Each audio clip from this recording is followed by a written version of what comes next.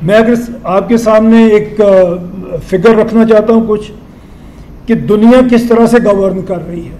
China जिसकी आबादी तकरीबन 1.4 बिलियन है, उसने अपने 31 सूबे बनाए हुए हैं।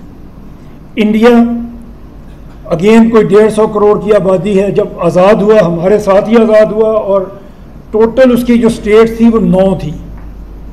आज उसकी स्टेट्स और यूनियन टेरिटरीज को अगर मिलाएं तो ये 39 हैं। तो 30 नए सूबे पिछले 80 साल में इंडिया ने बना लिए, हम एक भी नहीं बना सके। यूनाइटेड स्टेट्स 332 मिलियन उसकी पॉपुलेशन है और 50 स्टेट्स हैं उनके पास। इंडोनेशिया जो मिलता जुलता है हमारे पास, 27 करोड़ की आबादी है और 34 उसकी स्टेट्स हैं इंडोनेशिया की। पाकिस्तान हमें पता है 5वें बड़े मुल्क हैं हम आबादी के लिहाज से दुनिया में, और हमारे पास सिर्फ 4 सूबे हैं। जो ऊपर वाले 4 मैंने आपको बताया, किसी के 50 हैं, 34 हैं, 31 हैं। नाइजेरिया अगेन तकरीबन हमारे जैसा 20 करोड़ से ज़्यादा उनकी आबादी है, 27 प्रोविंसेस हैं।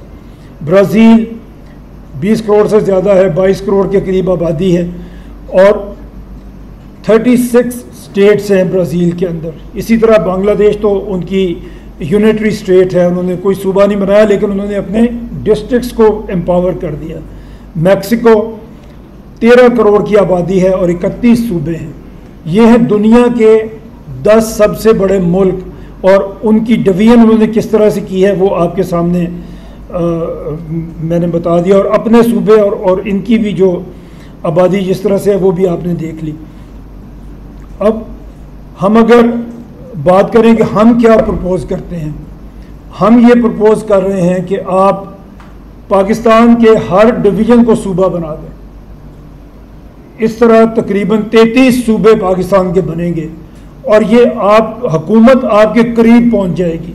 जो सहूलत हुकूमत को आपको देनी चाहिए वो आपके डोर स्टेप पे पहुंच जाएगी। इस पे एक बात की जाती है, हमें जहाँ भी हम जाते हैं कि जी फिर इससे अच्छा है कि आप लोकल गवर्नमेंट बना दें। लोकल गवर्नमेंट बननी चाहिए, बड़ी बहुत अच्छी चीज़ है, बट हमने ये देखा पिछले 80 साल में कि कहीं लोकल गवर्नमेंट नहीं बनी। बनती है कभी माशाल्लाह, जब आते हैं तो लोकल गवर्नमेंट बनती है। जैसे ही आपकी पॉलिटिकल गवर्नमेंट आती है वो सबसे पहला काम यही करती है कि आपके लोकल गवर्नमेंट्स को ख़त्म कर देती है। तो ये शायद हमारे डीएनए में है ही नहीं कि हम लोकल गवर्नमेंट बना सकें। और दूसरी सबसे बड़ी वजह, हमारे 80 साल में बहुत से लीडर आए हैं, बहुत सी पार्टियां आई हैं, और ये नहीं हम कह सकते कि सब लोग बुरे थे। उनमें कुछ बहुत अच्छे होंगे, कुछ अच्छे होंगे, कुछ नहीं भी अच्छे होंगे। लेकिन अगर आप पाकिस्तान की तरक्की या तनाज़ुली का ग्राफ बना के देखें तो आपको नज़र आएगा कि ये स्ट्रेट सीधी एक लाइन चल रही है। किसी भी दौर में आप, क्योंकि स्टूडेंट्स हैं और आप टीचर हैं जो जहाँ पे बैठे हुए हैं, आपको रिसर्च करनी चाहिए। आप बजाय जज्बाती नारों के आप देखेंगे कि किसी भी गवर्नमेंट ने कोई एक्स्ट्रा ऑर्डिनरी डिलीवर नहीं किया। हर दौर में हमारी तनाज़ुली बढ़ती गई है, हर दौर में हमारी इकनॉमिक कंडीशन ख़राब से ख़राब तर होती गई हैं। आप कभी देखें, अभी पीटीआई कहेगी कि जी हमारे दौर में तो डॉलर 160 रुपये का था, आप देखें कितना जुल्म हो गया, ये तो 280 रुपये का हो गया। तो भाई अगर उससे पीछे चले जाएं तो एक नून लीग का दौर था, तब डॉलर 36 रुपये का था। उससे पहले पीपल्स पार्टी कहेगी एक हमारा दौर था, उसमें डॉलर 10 रुपये का था। तो ये किसी ने भी कोई कंट्रीब्यूट नहीं किया हुआ, ये अपनी स्पीड से बढ़ रहा है और रुपया उसी स्पीड से डिप्रिशिएट हो रहा है। हमें ये देखना चाहिए कि ये इन दावों की बजाय हम एक डाटा बैंक बनाएं और हम उस पर बिलीव करना शुरू करें और उसके मुताबिक चीज़ों को देखना शुरू करें।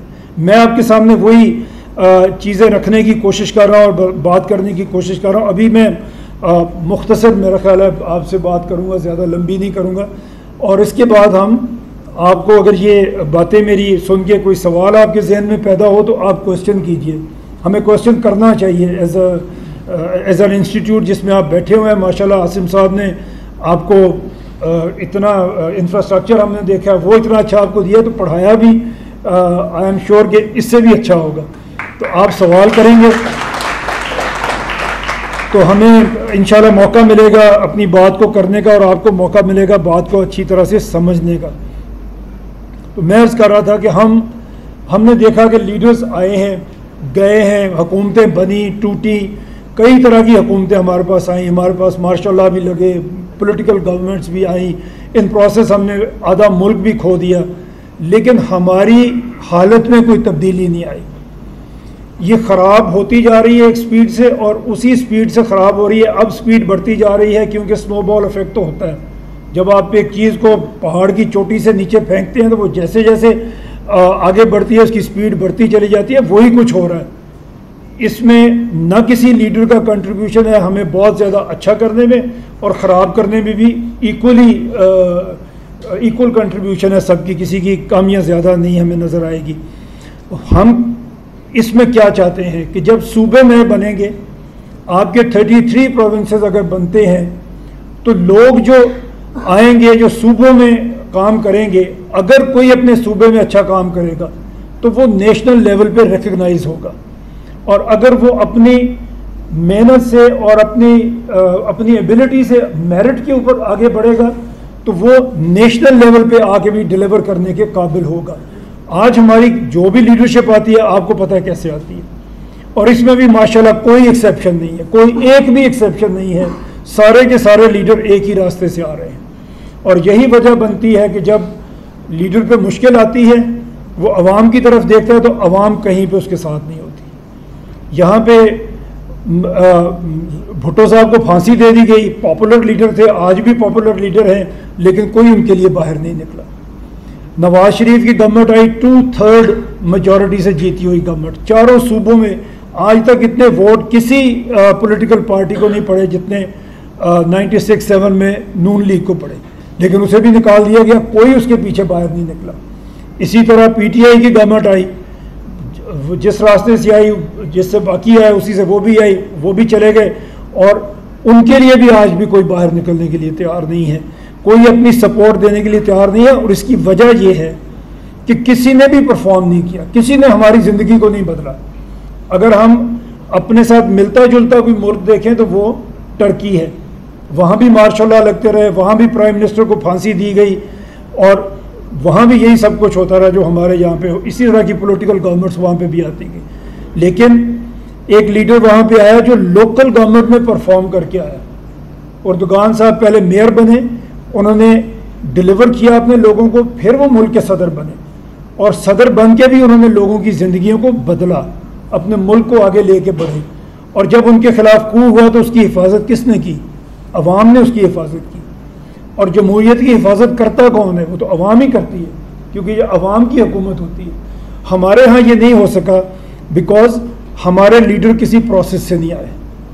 हम ये चाहते हैं कि सूबे बने, पॉलिटिकल जो आपका केक है वो बड़ा हो, उसके स्टेक होल्डर ज़्यादा हों, वो परफॉर्म करें, परफॉर्म करके आगे बढ़ें, ताकि लोगों के दिलों में उनकी इज़्ज़त और उनकी शोहरत किसी वजह से हो, सिर्फ जज्बाती ना हो, बल्कि वो परफॉर्म करके आगे बढ़े।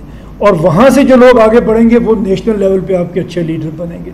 इंडिया में आपने देखा कि चाय बेचने वाला मुल्क का प्राइम मिनिस्टर बन गया, क्योंकि सिस्टम उसको इजाज़त दे रहा था। सिस्टम में ये गुंजाइश मौजूद थी कि अगर कोई मेहनत करेगा तो वो लोअर मिडिल क्लास से भी होगा तो वो भी आगे बढ़ सकता है। और ये भी मैं आपको कहना चाहूँगा, सारे स्टूडेंट्स को भी, टीचर्स को भी, कि दुनिया भर में पॉलिटिकल लीडरशिप आपकी मिडिल क्लास से आती है। जो रिच ऑफ द रिच है वो कभी अच्छे लीडर नहीं दुनिया में पैदा हुए। आप देख लें, दुनिया में 2-4 ऐसे लोग आए हैं जो अल्ट्रा रिच थे और वो पॉलिटिक्स में आए और लीडर बन गए, तो उनकी कारकर्दगी आप देखें वो नहीं होगी।